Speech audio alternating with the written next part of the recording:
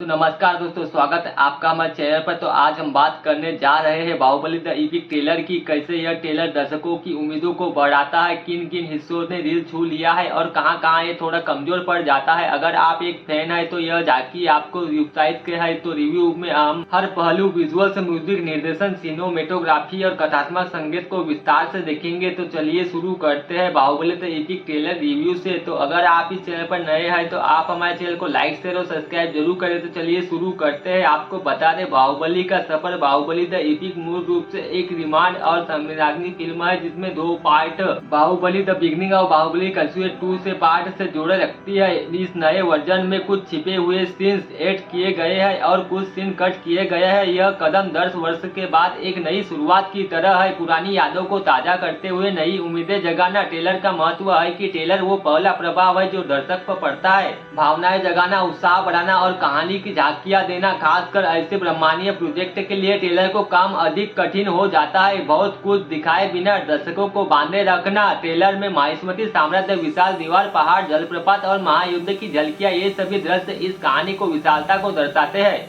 आपको बता दें, कैमरा मूवमेंट और एंगल्स, विशेषकर वाइड शॉट्स, दर्शकों को उस दुनिया में ले जाते हैं। बात करें सीजीआई या विवेक्स की तो अधिकांश दृश्य शानदार है, लेकिन कभी कभी सीजीआई में थोड़ी नाखुलपन नब दिखती है। विशेष रूप से ये पशु या विस्तार से बहुत जटिल तत्वों में है। परंतु यह स्वीकार करना होगा कि भारत में ऐसे पैमाने पर सीजीआई करना आसान नहीं है। और इस ट्रेलर में कुल मिलाकर प्रभाव बेहद मजबूत है। रंग संयोजन, सुनहरे, भूरे, भारे, स्लेटी और लाल रंगों का मिश्रण हमें युद्ध, संघर्ष और साम्राज्य की भव्यता का साथ देती है। वेशभूषा, हथियार, आभूषण ये सब दिखाते हैं भी। कुछ मेहनत से लेफ्ट टीम ने विस्तार पर ध्यान दिया है। सेट डिजाइन, यह माहिष्मती के किले, उद्यान, ठिकाने, इन सभी जगहों पर वास्तविकता का भान कराते हैं। अब बात करें बैकग्राउंड स्कोर और म्यूजिक की तो आपको बता दें, एम किरणवानी का संगीत इस ब्राह्मण को धड़कन देता है। कभी धीमा, कभी तीव्र, कभी तनाव भरा और कभी मसालेदार, दोनों का संतुलन करता है। ट्रेलर में संगीत और साउंड इफेक्ट मिलकर उस गंध का निर्माण करते हैं जो महायुद्ध आने वाला है दिल में उबाल लेते हैं। कुछ हिस्सों में वॉइस ओवर या कथात्मक बोल जैसे मैं हूँ वह वो आदि ट्रेलर का रहस्य और गंभीरता देते हैं। तलवार की टकीरों, घुड़सवारियों की आवाज, जय प्रकार के शोर, ये ध्वनि तत्व दृश्य को और जीवंत बनाते हैं। बात करें, ट्रेलर की कहानी का पूरा खुलासा नहीं करता बल्कि कुछ झलकियां दिखाता है, जैसे प्रमुख पात्र, द्वंद्व, संघर्ष,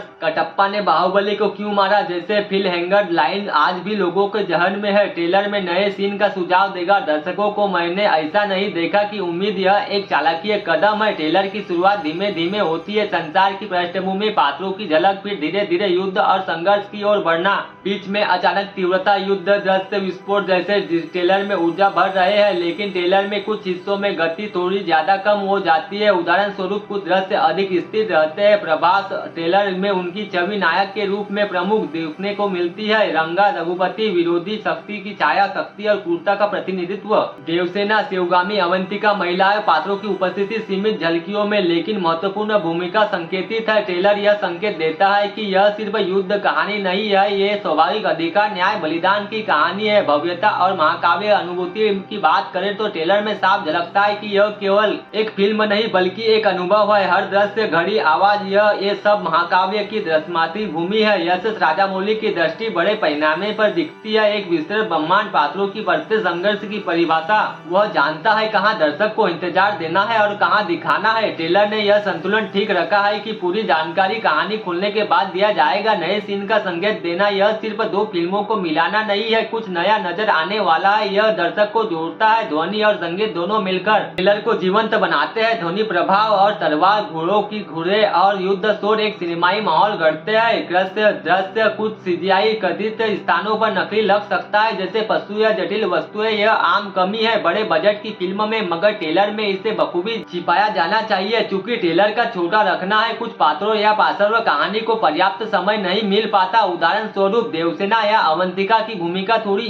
स्पष्ट हो जाती है। कुछ दृश्य में ट्रेलर का टेम्पो थोड़ा धीमा हो जाता है, जहां दर्शक को ध्यान थोड़ा भटक सकता है। यदि ट्रेलर बहुत लंबा हो तो ओवरलोडिंग का खतरा होता है। जब ट्रेलर इतने बड़े स्तर की उम्मीद जगाता है तो मूवी पर अपेक्षाएं भी उतनी ही बड़ी होती है। यदि फिल्म उस स्तर पर न पहुंचे तो नकारात्मक प्रतिक्रिया भी हो सकती है। ट्रेलर में माहिष्मती की पहली झलक, दीवारें, झंडे, किले दर्शाती है साम्राज्य की शक्ति कितनी है। बात करें युद्ध दृश्य और टकराव की तो तलवारबाजी, घुड़सवारी, सैनिकों की लड़ाई, ये सब दृश्य ट्रेलर की ऊर्जा को ले जाते हैं। मुख्य पात्रों पात्रों की समीक्षा में बात करें तो प्रभास की दृढ़ शक्ति, राणा की क्रूरता, ये पल दर्शकों को प्रभावित करते हैं। कटप्पा ने बाहुबली को क्यों मारा, यह जैसा संकेत यह फिल्म हेंगडे आज भी लोगों के दिमाग में है। नए दृश्य या अचानक कट गए दर्शकों को सोचने पर मजबूर करते हैं कि आगे क्या होगा। तो समस्त विश्लेषण रिव्यू के बाद मेरा निष्कर्ष है कि बाहुबली द एपिक ट्रेलर सफलतापूर्वक एक महाकाव्य एहसास देता है। यह एक संकेत देता है कि यह सिर्फ पूर्वावलोकन नहीं बल्कि कुछ नया अनुभव है। हालांकि थोड़ा बहुत सीजीआई समीक्षा या धीमा हिस्सा अटक सकते हैं, लेकिन वे इस महान स्केल के सामने छोटी सी खामियां है। मेरी रेटिंग है इसे 10 में से 8.5। अगर आप तो दोस्तों अगर आप इस चैनल पर नए हैं तो आप हमारे चैनल को लाइक शेयर और सब्सक्राइब जरूर करें और बेल आइकन भी दबा दें ताकि आपको हमारे वीडियो का नोटिफिकेशन सबसे फर्स्ट पहुंच सके। तो दोस्तों आज के वीडियो में बस इतना ही। मिलते हैं किसी नेक्स्ट वीडियो में नए टॉपिक के साथ। तब तक के लिए thanks for watching. Love you all. जय हिंद, जय भारत।